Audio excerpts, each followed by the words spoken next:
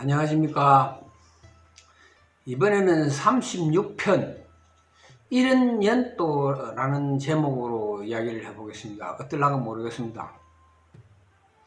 16편에서 지울 수 없는 연을 이야기를 하고 35편에서 함부로 할 수 없는 연을 이야기를 하다 보니 대비가 되는 한 사람이 있어 이야기해 보겠습니다. 여러분이 잘 알고 계시는 임진왜란 당시 우리를 도우러 명나라 군대가 왔을 때 총사령관으로 왔던 이여송입니다. 1549년에 태어나서 1598년에 사망했습니다. 이여송의 출생 연도에 대해서는 약간 의문이 있습니다.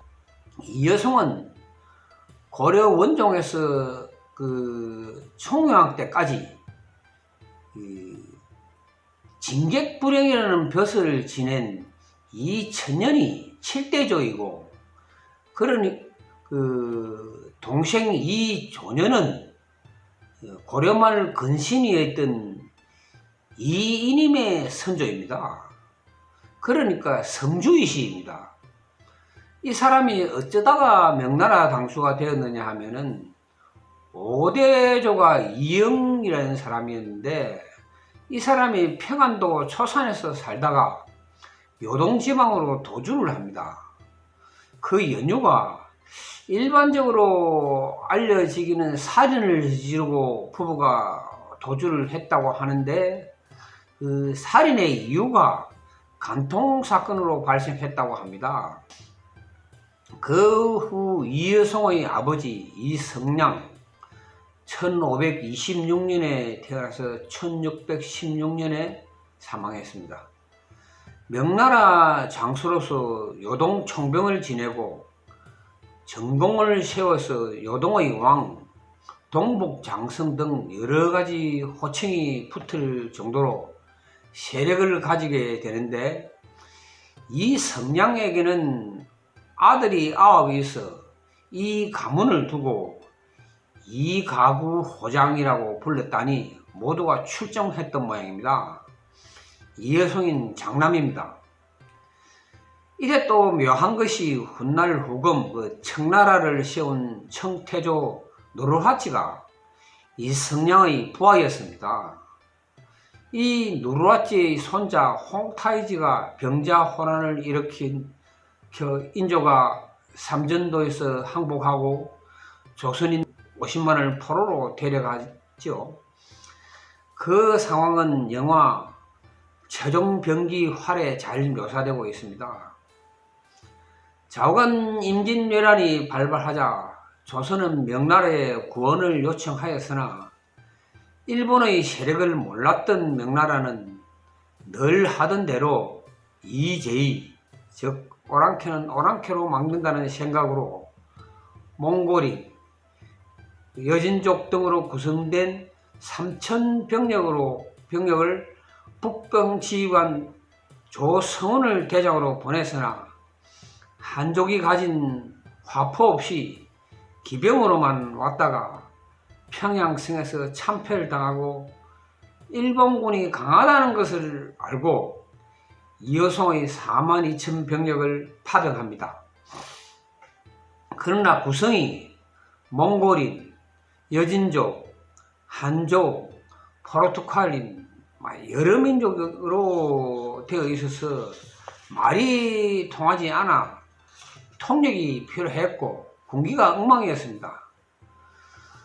그러나 그 절강성 한족의 불랑기포, 홍익포, 조총 등으로 무장한 포병의 공격으로 평양성을 탈환하는데, 아이러니한 것은 가장 큰 역할을 한 포르투갈의 불랑기포 같은 경우는 일본 나가사키에 조총이 전해질 때 같이 전해졌으나, 당시 일본의 전쟁은 사무라이들이 해전이었기 때문에 모여서 이래 백병전 비슷하게 해전이었기에 일본이 무시했다고 합니다. 조선의 명종 때 전해진 조총을 글밖에 모르던 조선이 무시하고 임진왜란 초기에 속절없이 당하는 것과 마찬가지로 말입니다. 그러나 중국의 전쟁은 공성전이었거든요. 성을 두고 싸우는 공성전이었기에 포위 계량이 끊임없이 이어졌습니다. 어쨌든 이여송이 조선에서 한 행적을 보면은 자기가 조선인 피를 받았다는 사실을 인식하지 않았던 것 같습니다. 많은 야사가 전해지는데 풍수를 잘 나는 이여송이 명당 자리마다 새말뚝을 박았다는 이야기, 미륵불이 중국을 안 좋게 본다고 머리를 잘랐다는 이야기 등이 있는데, 한 가지만 소개를 하면은 이여송이 조선을 점령해서 조선의 왕이 되려는 야욕을 품고 하루는 영광정에서 잔치를 하는데 한 노인이 소를 타고 거만하게 앞을 지나가자 화를 내고 잡아오라고 명령을 하자 군사들이 말을 타고 힘껏 달려가도 소를 따를 수가 없자 이여송이 직접 쫓아도 따라잡지 못하고 30여리를 쫓아 산등성이 몇 개를 넘었는데 노인은 보이지 않고 초가집이 있고 노인이 타던 소가 뜰에 메어져 있기에 들어가니 노인이 있었습니다. 화가 난 이여송이 천자의 명으로 조선을 도와주러 왔는데 감히 이런 무례한 짓을 하느냐 하며 소리치자 노인은 태연히 산 너머에 사는 악독한 두 소년이 집을 뺏으려 하니 그 노인들을 장군이 처치해 달라고 했습니다. 이 얘기를 들은 이여송이 그 노인에게 무례한 짓을 한다고 그 소년을 칼로 내리치니 책을 보던 소년이 서진, 종이를 누르는 요 조그만한 거 서진을 잡고 칼을 막는데 있는 힘을 다 해도 소년을 제압할 수가 없었답니다. 이때 뒤따라온 노인이 얘들은 내 아들로서 이놈 둘이 덤벼들어도 나를 감당하지 못하는데 장군이 하나도 못 꺾으면서 나를 대적하겠느냐. 장군이 조선을 구해 큰 공을 세워 천하의 이름을 떨쳤으니 나쁜 마음 먹지 말고 돌아가라. 조선에 사람이 없는 것 같아도 나 같은 사람이 있어 장군의 부당한 행동을 막을 수 있다. 이여송은 얼굴을 들지 못하고 가버렸다고 합니다.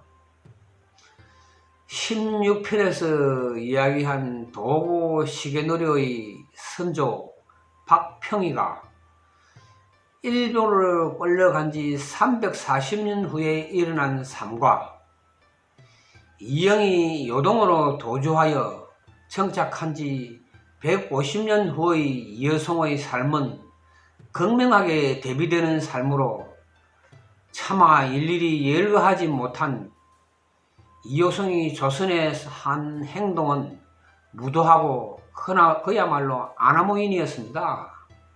더욱 슬프게 하는 것은 이여송이 조선에 있을 때 봉화금씨로 알려진 여인과 살았는데 이여송이 명나라로 가고 몇 달 후 아들이 태어났고 이 아들 이름이 이천건이었고 훗날 청나라의 시한 요구에도 경상도 거제도로 숨어들어서 지금 장성포에 후손들이 있으며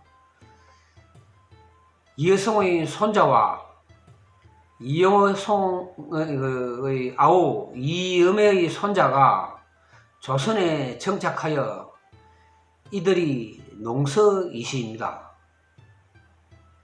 고맙습니다.